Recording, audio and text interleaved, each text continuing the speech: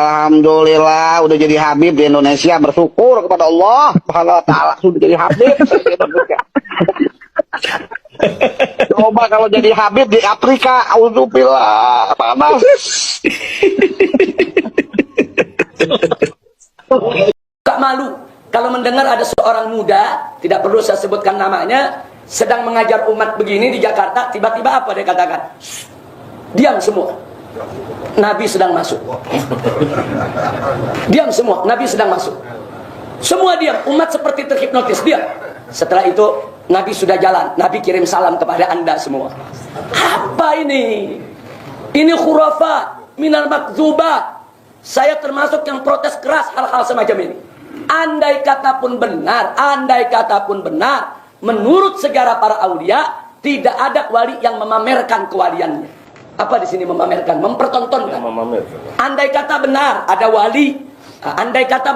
wali, yang melihat satu keajaiban sedemikian rupa, tak ada wali yang mempertontonkan keajaibannya di hadapan umat. Para aulia tawadu. Mereka justru menutup, enggak menjadikan fitnah. Itu yang pertama. Yang kedua soal mimpi-mimpi.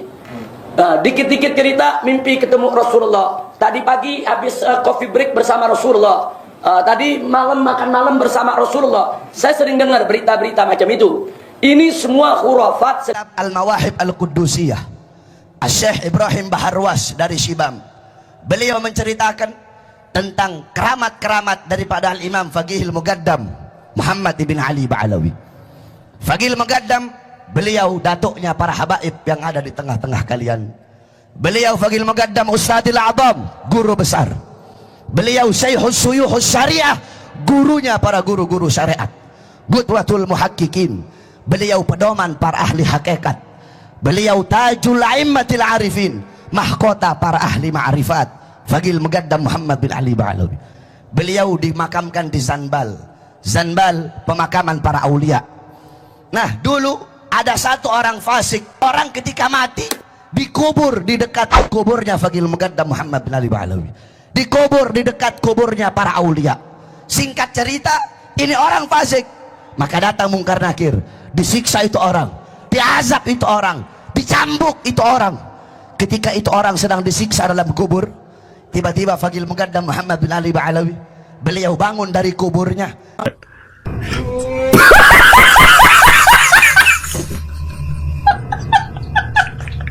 Masuk ke kuburnya itu orang, roh yang Mungkar wa Nakir.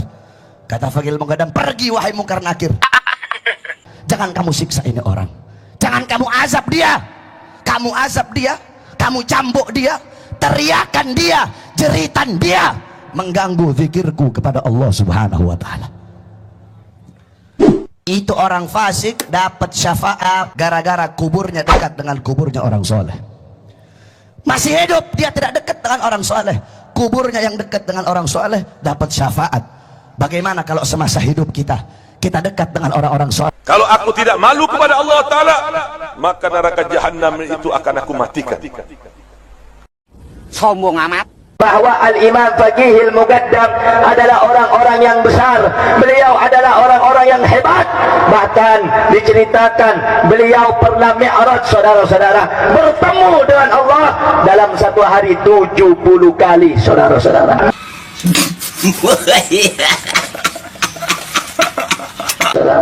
Bahkan kata Abdullah ibn al-Mubarak, Imam Abu Hanifah salat 5 waktu selama 40 tahun dengan satu wudu. Habib Abu Bakar bin Abdullah Al-Attas satu kali duduk baca Yasin 90.000 kali. Tapi bohong. Nanti ini makamnya Habib Abdullah Al-Idrus, pusatnya Al-Idrus di sini. Dan nanti dari sini ke makam Habib Abdullah bin Ali Al-Haddad, yang dikatakan jalan menuju makam itu termasuk daripada taman-taman surga. Nah, nanti waktu jalan itu sambil kita berdoa apa yang kita ingin doakan untuk kita, keluarga kita, dan umat Nabi Muhammad semuanya. Kalau ada permasalahan di segala apapun, Al-Habib Abdullah bin Al-Haddad bilang, maka hendaknya kalian berziarah ke kuburan. Dan kuburan kami itu semua bisa menyelesaikan segala permasalahan. Di mana mullah? Pak. Ada seseorang orang soleh melihat Rasulullah SAW seakan-akan kok dia terlambat untuk ziarah Rasulullah SAW. Di situ Rasulullah menyampaikan, apakah engkau nggak tahu bahwa ziarah ke makam anakku Abdullah bin Alwi Al-Haddad ini bisa mengabulkan 70 hajat. Dulu ada seseorang masuk ke kota Tarim, wali. Masuk ke kota Tarim, yang wali, subhanallah, Allah berikan keagungan daripada karomah mereka, sampai memberhentikan matahari. Matahari itu dibuat berhenti. Agak lama asarnya. Kemudian ada perempuan kota Tarim keluar dari jendela yang mengatakan, "Gal ya fulan, fakka syams." Lepaskan itu yang namanya mataharinya. Kita lagi puasa ahli Tarim. Nanti kelamaan ini puasanya. Lepaskan. Subhanallah. Ini wali langsung tahu dilepaskan sehingga subhanallah. Para salin. Saya tanya sekarang, Habib itu keturunan Nabi apa bukan? Keturunan Nabi apa bukan? Habib Rizik turunan Nabi bukan? Habib Bahar turunan Nabi bukan? Habib Lutfi bin Yahya turunan Nabi apa bukan? Habib Taufik Segaf turunan Nabi apa bukan? Orang Purbalingga sudah bersaksi bahwa mereka bukan keturunan baginda Nabi besar Muhammad. Alhamdulillah udah jadi Habib di Indonesia, bersyukur kepada Allah Subhanahu wa taala sudah jadi Habib di Indonesia. Coba kalau jadi Habib di Afrika, auzubillah, panas.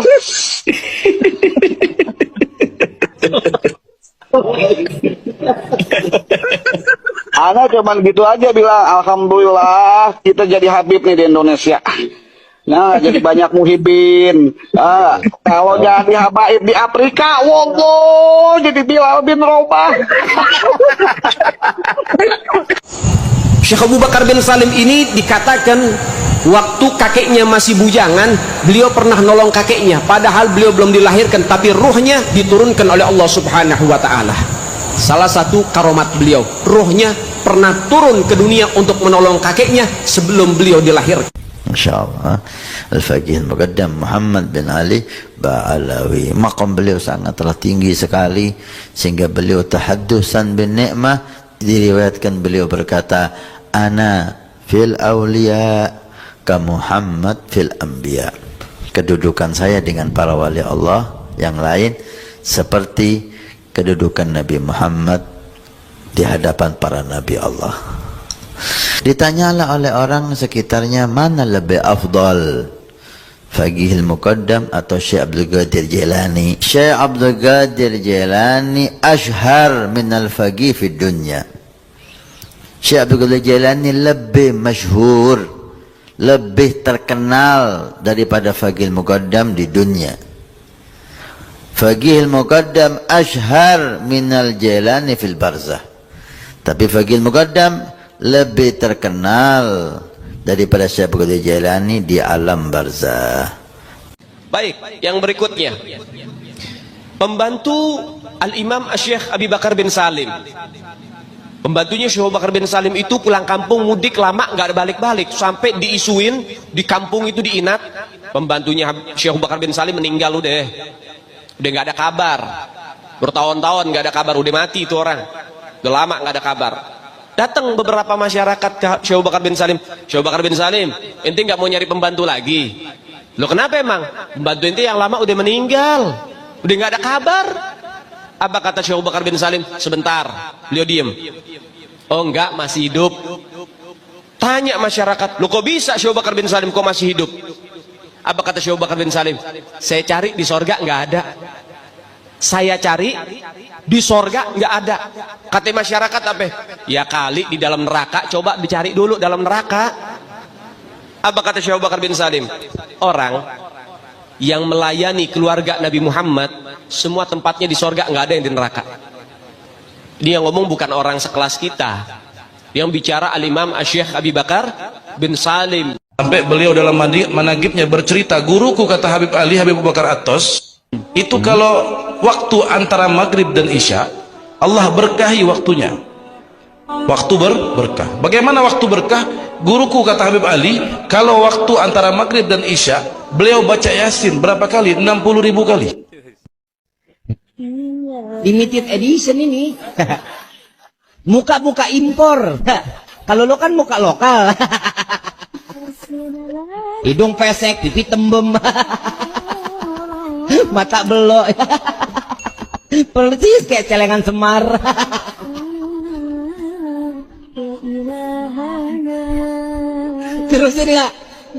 Terusin nggak? Yang mana nih? Celengan Semar.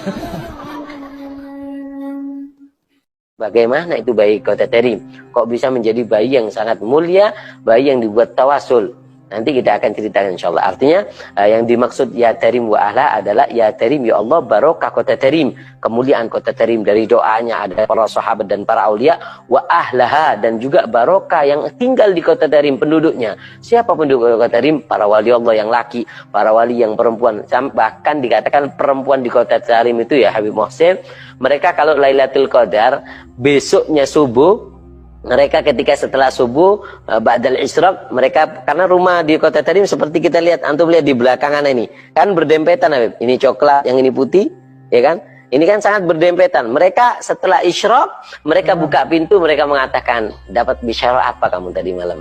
Dapat bisyara apa kamu tadi malam? Seperti itu. Mereka para wali yang ada di kota Terim, yang perempuan pun mereka itu tahu datangnya Lailatul Qadar. Awam asal cinta kepada habaib jauh lebih mulia daripada ulama, tapi benci kepada habaib, apalagi ngajarkan orang untuk benci kepada habaib.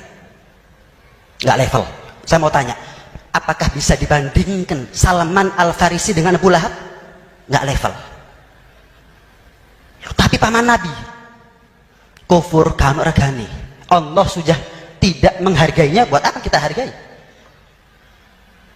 Awam cinta kepada habaib bukan level, jauh lebih mulia dibandingkan ulama tapi benci kepada habaib.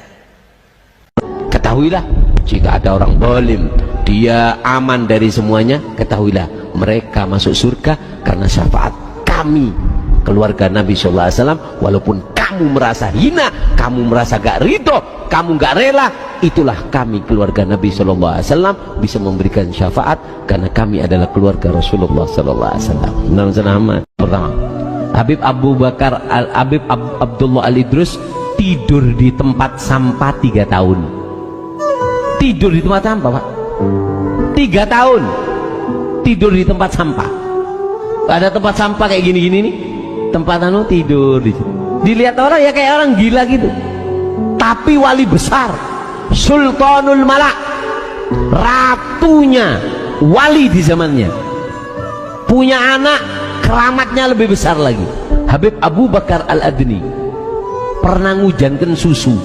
Baca, sudah sering juga di YouTube bahwa klan keluarga Ba'alwi yang ada di Yaman, Hadramaut, yang pada tahun 1800 sampai 1900 pindah ke Indonesia, mengaku dirinya sebagai keturunan daripada Kanjeng Nabi Muhammad Sallallahu Alaihi Wasallam. Dari mulai mereka datang mengaku, ini tidak ada interupsi dari kiai-kiai Indonesia, dihusnudzoni saja bahwa mereka ngaku turunan Nabi. Yo monggo kita husnudzon saja mereka turunan Nabi. Tapi ketika akhir-akhirnya ada hal-hal yang aneh dari keluarga mereka, di mana ada sebuah jauh panggang daripada api dari pengakuan mereka sebagai keturunan Kanjeng Nabi dengan akhlak-akhlak yang ditunjukkan, dengan doktrin-doktrin yang ditampilkan.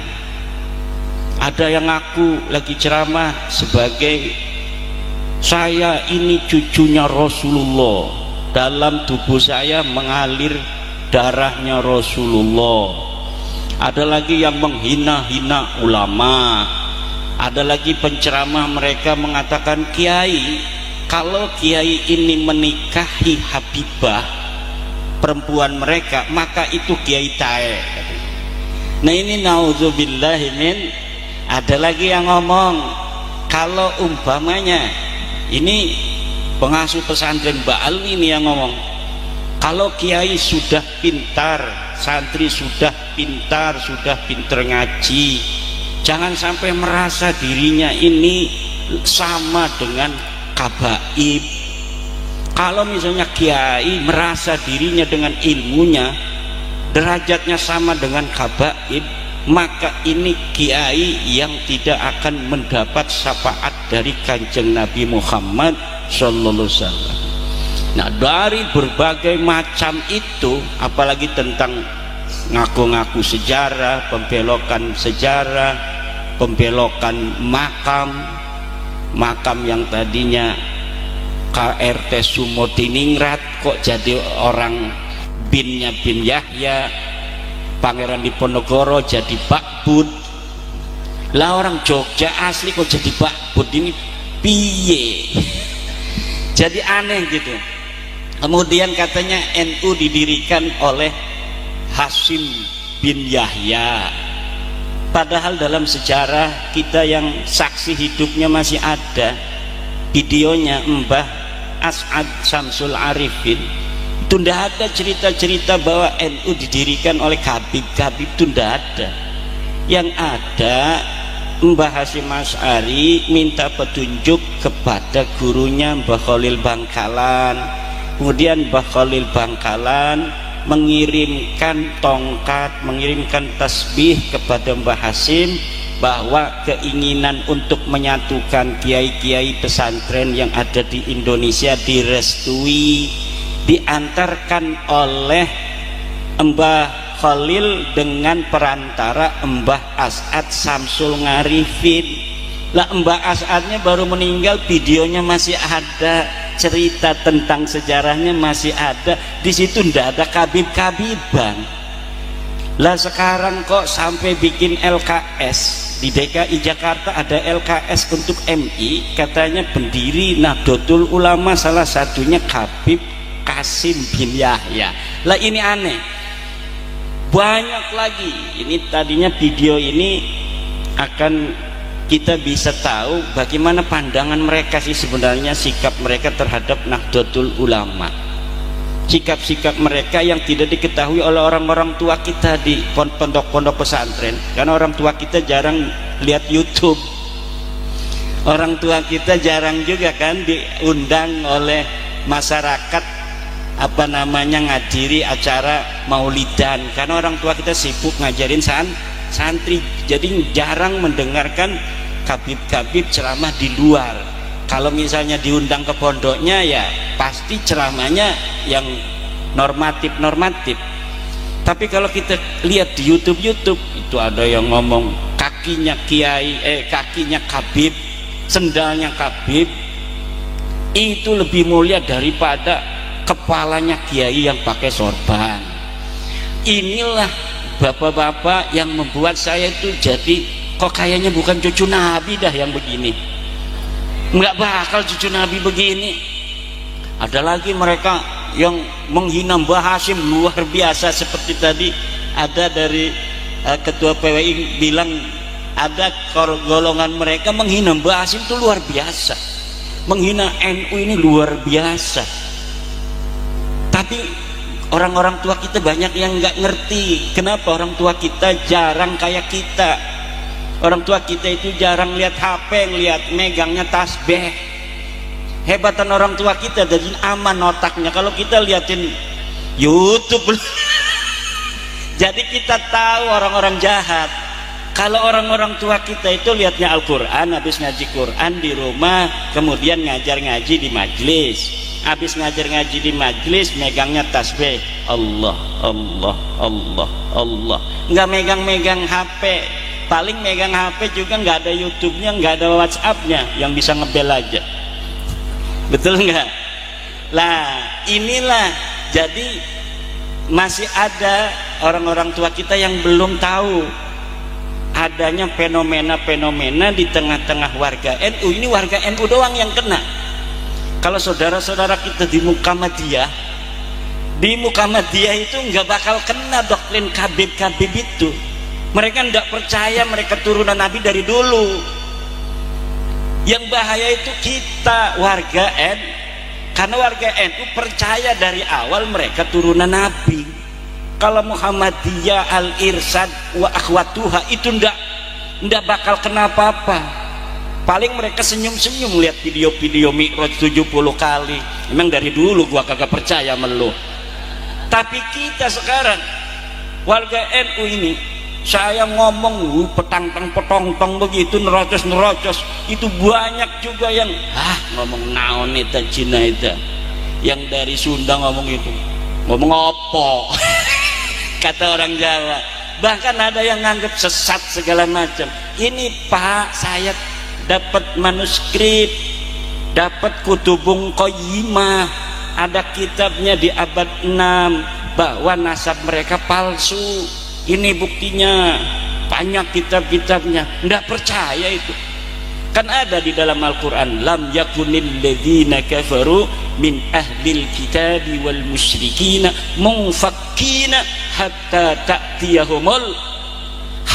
ta'tiyahumul bayina pun munfakkin, nggak berhenti-berhenti. Rasulun minallahi yatslu suhufan mutahharah. Padahal sudah ada utusan yang bacain kitab suhufan mutahharah. Kalau sekarang memanuskrip gitu, tetap aja nggak percaya. Wa ma tafarraqal ladzina utul kitaba illa min ba'di ma ja'athumul bayyinah. Akhirnya yang bisa baca-baca kitab juga itu berbeda-beda pendapat. Dengan adanya tesis saya ini, yang bisa baca kitab pun berbeda-beda pendapat. Kenapa berbeda-beda pendapat? Karena ada kitab yang menerangkan mereka nyambung. Kitab apa itu? Kitab setelah mereka mengaku, yang ditulis oleh mereka sendiri. Namanya kitab Al-Burqatul Musyiqah. Jadi di abad 9 Hijriah mereka ngaku turunan Nabi, bikin kitab.